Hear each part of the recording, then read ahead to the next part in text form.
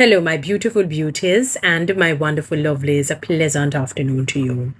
Now, my beautiful people, in light or in lieu of the whole Lady Saw's prayer, aka Marion Hall, or Marion Hall, aka Lady Saw's prayer for spice because of what she was told based on, her own words.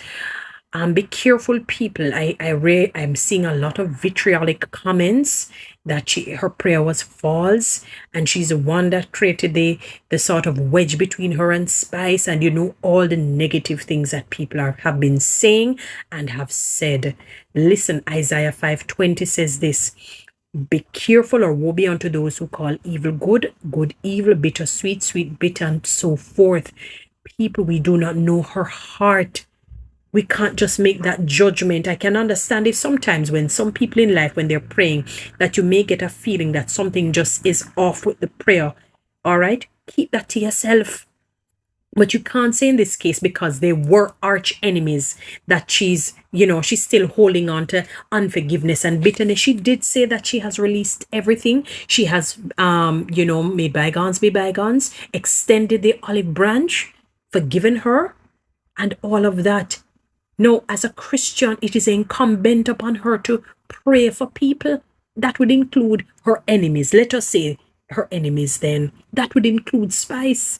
No, somebody sent her and she thought it was a joke, or thought the person was making mischief, and she prayed for her. It's not about if I thought that was a wise move. I probably would have operated different if I know the person is probably against me. Maybe in my quiet time I would have prayed, but she chose to do it publicly because somebody publicly came with the information. And maybe, if you do, you die, you don't, you die. Maybe she did not pray, they would say, and I thought she said she's a Christian and she couldn't even pray for her enemies. Didn't the Bible say you must love your enemies and do good to them? You see it? What a pressure you're putting the woman under.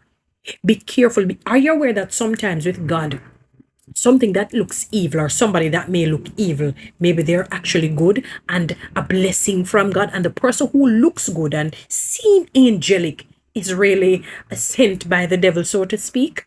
You have to be careful. That is why sometimes when people see people with a lot of piercings or tattoos, you might think that what a wicked and evil sin. Not necessarily. I heard a pastor say, he came across one who was filled with tattoos, riddled with tattoos, and I don't know if he said piercings.